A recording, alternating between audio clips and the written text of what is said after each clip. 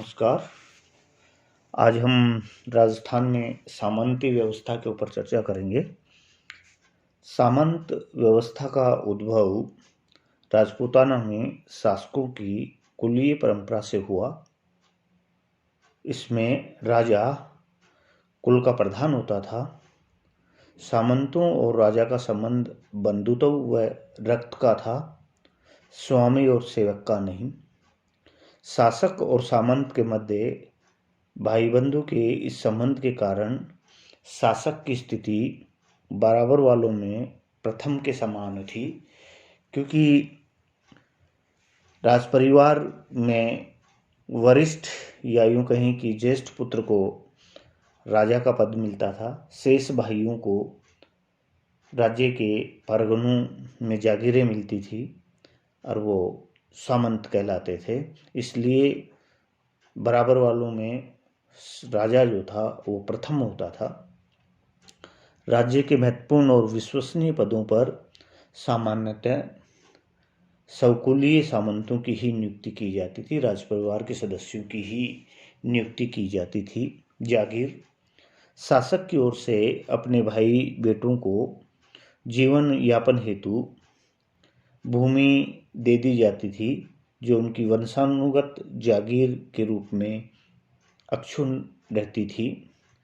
राजा अपने सामंतों को भाईजी और काकाजी शब्दों से संबोधित करता था, तो सामंत राजा को बापजी कहकर संबोधित करते थे।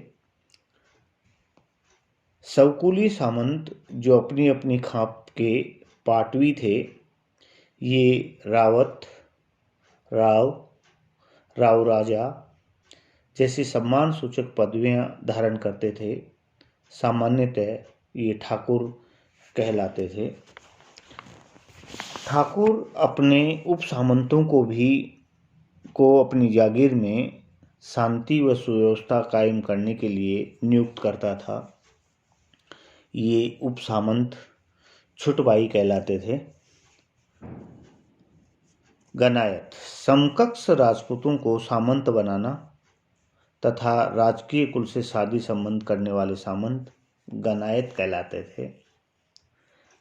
राजस्थानी सामंत प्रथा एक प्रकार की सामाजिक व राजनीतिक व्यवस्था का रूप है, जिसमें नेता के रूप में एक राजा रहता है और उसके सभी साथी उसी के वंशज या अन्य जाति के वंशज उसके साथी और सहयोगी बने रहते हैं।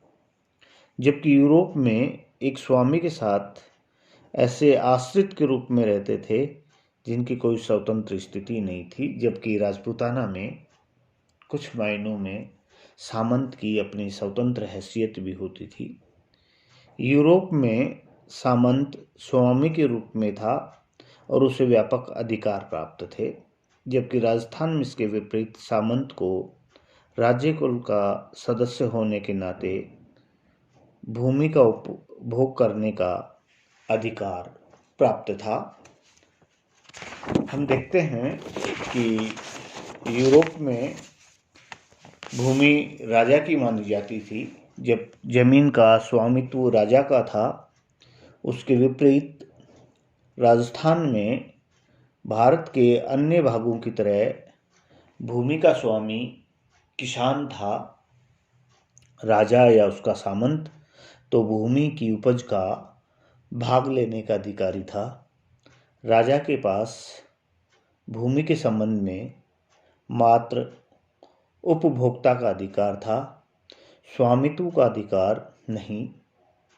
राजा जागीरदार को अपने अधिकार का हस्तांतरण उतना ही कर सकता था जितना कि उसका अधिकार था, इससे अधिक नहीं।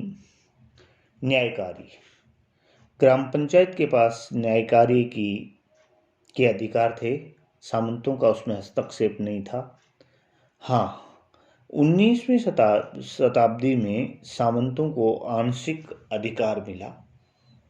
यूरोप में जमीन जोतने वाला बेगारीदास या अर्धदास था, जबकि राजस्थान में इस प्रकार की कृषि दासता जैसी किसानों की स्थिति कभी नहीं हुई। मुगल प्रभाव के पश्चात राजपूताना में सामंत व्यवस्था में परिवर्तन आया। अब राजा और सामंत के संबंध स्वामी और सेवक का होने लगा। सामंतों द्वारा राजा को दी जाने वाली सैनिक सहायता दो प्रकार की थी, एक युद्धकालीन सेवा तो दूसरी शांतिकालीन सेवा। रेख प्रथा, चाकरी, हुक्मनामा जिसको उत्तराधिकारी शुल्क कहते हैं, न्योत, राजा को इनके नाम पर बड़ी धनराशि सामंतों से प्राप्त होती थी। रेख, मुगल प्रॉपर्टी के अनुकूल राजस्थानी सामंतों की जागीर की उपज का अनुमान निर्धारित किया जाता था, जिसे रेख कहते थे। रेख के आधार पर ही सामंतों से राजकीय रकम की वसूली तथा सेवा की प्राप्ति की जाती थी। उपज के अनुमानित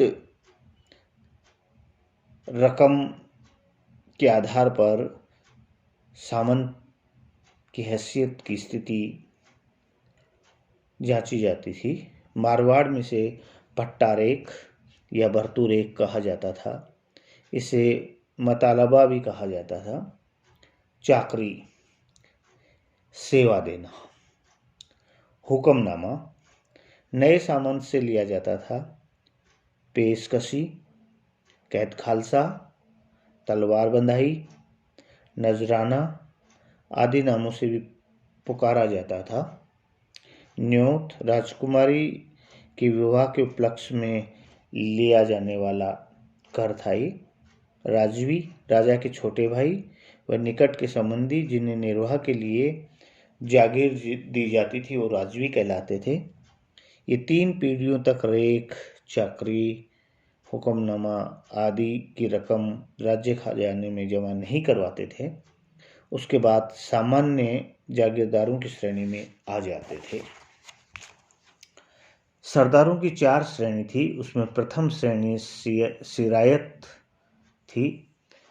सिरायत इन सरदारों का दरबार में बैठने का स्थान राजा के पास आगे रहता था।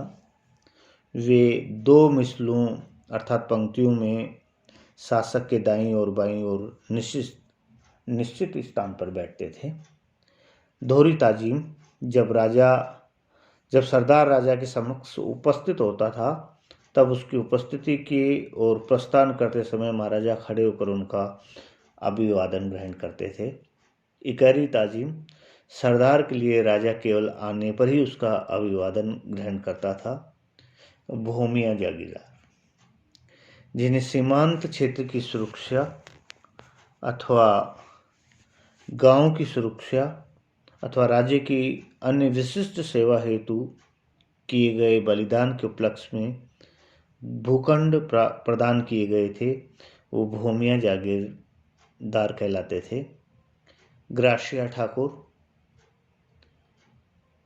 ऐसे भूपति या भूस्वामी जिनका राज्य की निश्चित सैनिक सेवा करने के उपलक्ष्य में शासक की ओर से पट्टा व सनद द्वारा भूमि की उपज का उपभोग करने का अधिकार प्रदान किया जाता था, उसे ग्रासिया ठाकुर कहते थे। आज की सामंत व्यवस्था में हमने देखा कि राजा और सामंत एक ही कुल के व्यक्ति होते थे। ज्येष्ठ को राजा बनाया जाता था, शेष को सामंत का पद दिया जाता था। राजा इनमें बराबर वालों में प्रथम था। कुछ वंशानुगत जागीर होती थी और सामंतों को रियासतों में भाई जी, काका जी से संबोधित किया जाता था। राजा को बापजी कहा जाता था। जो सामंत सवकुलीय थे वे लोग रावत, राव राजा जैसी उपाधियां धारण करते थे। सामान्यतः इनको ठाकुर भी कहा जाता था। हमने देखा कि ठाकुर, गनायत ये कुछ शब्दावलियाँ हैं। इसके साथ में जागीरदार, सिरायत, ग्राशिया ठाकुर, भूमिया जागीरदार। इसके साथ हम देखते हैं कि जब मुगलों का प्रभाव राजपूताना पे पड़ना प्रारंभ हुआ तो राजा और सामंत का संबंध स्वामी और सेवक का होता चला गया बराबर से। 4 प्रकार के कर थे जिससे राजा को सामंतों से धन प्राप्त होता था। रेख, चाकरी, हुक्मनामा, न्योट। हमने इनके बारे में जाना। एक सामंत व्यवस्था में राजवी शब्द का प्रयोग किया जाता है।